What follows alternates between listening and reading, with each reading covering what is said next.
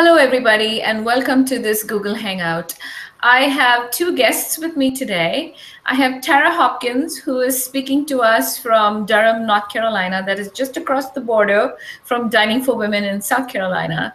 So Tara is the executive director of Mali Health, which was founded in the year 2006. Hi, Tara. Hello, thanks for having me. Oh, you're welcome. I also have Amy with us. Amy is back from her maternity leave, and she is the technology guru who is going to guide us through this entire Google Hangout. So Tara, why don't we start with you telling us more about the project that Dining for Women is going to fund? Great, thank you. So Mali Health focuses solely on maternal and child health care in Mali. And we do that because maternal and child mortality rates and maternal and child health outcomes in Mali are some of the worst in the world. So as you can imagine, mothers are key in improving both maternal and child health. And like Dining for Women, and I'm sure a lot of your other grantees, women and mothers are absolutely essential to everything that we do. And I'm going to get our slideshow started here so you can see some of those mothers in our programs. Great. So Mali Health, when it began in 2006, it was founded by a midwife from the community of Sikoro and her community, and 3 undergraduate women from Brown. The midwife, her name was Ami Keita, and she is still a community health worker with us today. She just helped us celebrate 10 years in Sikoro. She and her community were simply tired of attending the funerals of young mothers and young children, and decided that they really wanted to do something about maternal and child survival in their communities and improve maternal and child health. Mm-hmm. Tara, can we do the share screen again? We're not seeing your slides. Yes, we can. Keep going. Great. Sorry about that. So everything, all of Mali Health's programs from the very beginning have focused on mothers and have focused on finding solutions that communities can implement on their own, and that are building on strengths that exist within their communities. So back in 2006, we created a health center in Sikoro because there was none, and we built a maternity ward where women could deliver safely. We started a community health worker program that does home visits for mothers and children. But despite all of that, we recognized that we simply couldn't meet the need of all of mothers and children because the needs were so great. So we wanted to find a way for women to be able to access health care for themselves and for their children, whether or not Mali Health could provide it for them. So that's where the Savings for Health program that Dining for Women comes from. And it's built on a program called Savings for Change, which is an Oxfam program that is a traditional and very successful savings and lending model. And we have adapted that to include all of the economic aspects of savings and lending, but we also have health components so that women have access to funds not only for income generating activities, but for health care whenever they or their children are in need of care. Mali's health system is based on a fee for service, so you have to pay fees anytime you want to access care. And as you can imagine, for the women in the communities we serve, which are poor peri-urban communities, often those fees become an insurmountable barrier.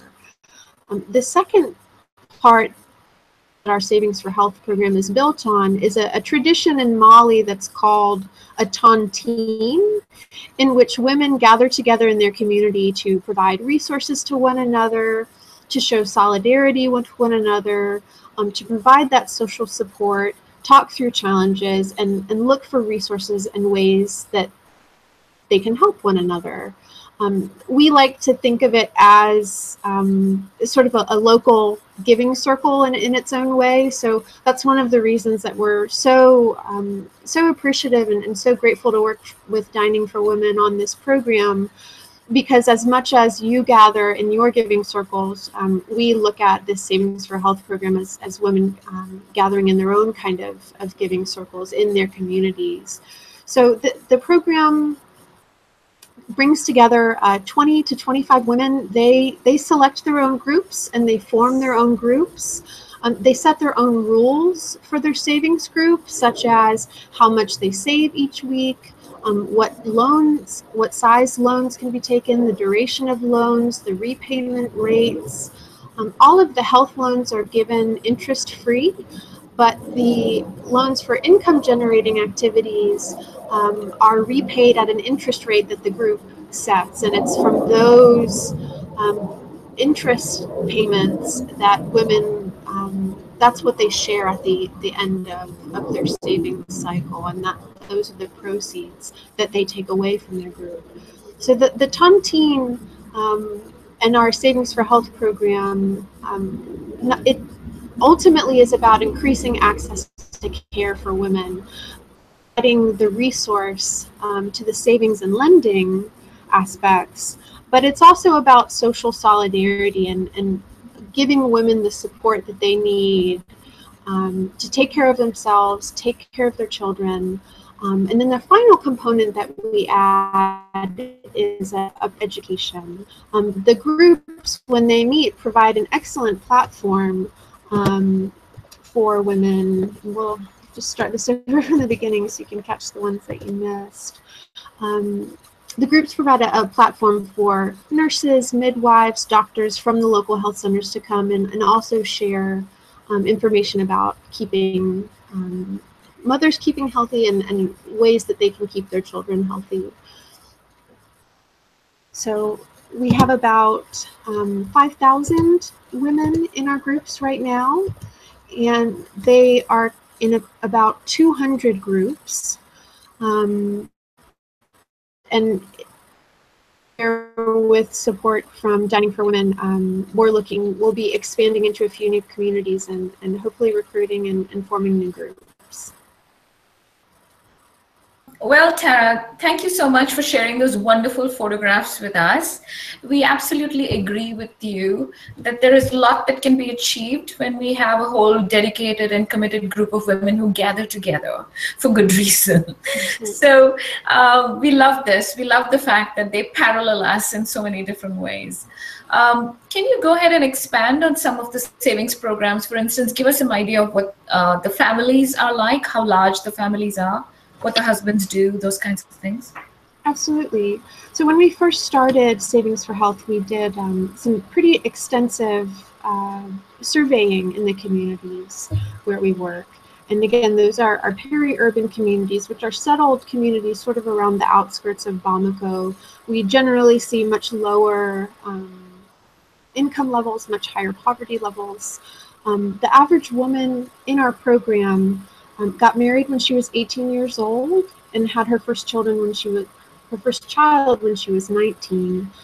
Average age in our programs is about early 30s, and the average family size is about 5 children. The women in our programs probably had some primary school education, but actually would not have completed, and as a result, did not really ever learn to read. So as you can imagine, the economic opportunities available to her are very limited. But she works in the home. She's what we would consider a housewife, caring for the home, preparing meals, and caring for her children. So that's kind of her domain. She really has no way to generate her own income. So whenever she or her children has any kind of need, she must go to her husband and request funds from him. And that's kind of the way that the money is shared within a family. It's only by request, and it's only if a husband agrees to grant the request that a woman has any access to funds. And that does include for things like school fees for children and fees for healthcare for children. But the women in our program, when they do take an income generating loan, traditionally what's available to them are activities like selling vegetables at their local market. Maybe they'll buy a parcel of used clothing and sell that at the local market. Things in the informal economy are really what's primarily available to the women and the mothers in our program. Okay. Now, I think when we were having a conversation, you and I, we were talking about how these women do self-select, correct, into kind of groups that are like them. So those who kind of become pregnant, they can add another savings group, is it, to help with the pregnancy-related issues? That's right. So Savings for Health has grown tremendously over the past couple of years. And one of the things that we realized is that even when women are in this program, when they become pregnant, they have a whole new set of needs and a whole different set of health care and prenatal, postnatal, and then delivery expenses that we want to help them with. So we started what's called Savings for Health and Reproductive Empowerment, SHARE, that anytime a woman in Savings for Health becomes pregnant, we immediately enroll her in the SHARE program, where we help her begin to set aside funds specifically for her prenatal, postnatal, and delivery costs, and then we help subsidize those expenses. We also start to bring in health workers from her local health center to help prepare her for birth. So things like creating a birth plan, which in Mali is actually a really important aspect of ensuring that a woman delivers at a facility, making sure she has a way to get to the health center, which can often require some travel and a bit of distance. So as we've grown, there's been a tremendous growth in that SHARE program as well, and we've had served over 200 women in that SHARE program, and 100% of them have attended all of their prenatal consultations, and 100% have delivered at a health center because they've had the resources to do that. Mm-hmm. So it seems that Mali Health is following the life cycle of these women. You are there for them, supporting them during the pregnancy and the early childhood years. You're there for them for other reasons of providing some kind of social solidarity and economic cushion for them. So what do you see as your future plans in terms of, you know, the demands from the community and the needs from the community? How is Mali Health going to adapt? Absolutely. Well, even though we're a health organization, because women are so important to health, both for themselves, their children, their community, we know that empowering women and providing them with more resources will ultimately lead to better community health, which is our ultimate goal. So women in our programs have actually requested that we help them not just save income, but generate income.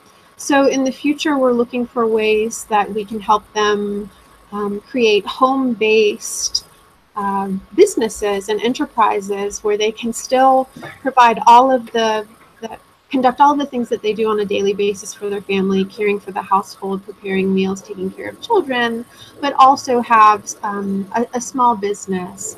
For example, some of the groups have expressed an interest in making soap, which soap is one of the commodities that women actually will purchase with proceeds from their health savings program. So at the end of a group, when they're distributing the proceeds, we often have a big ceremony, and women will buy things like detergent, bleach, and soap, which are really important preventative health products to help keep children healthy.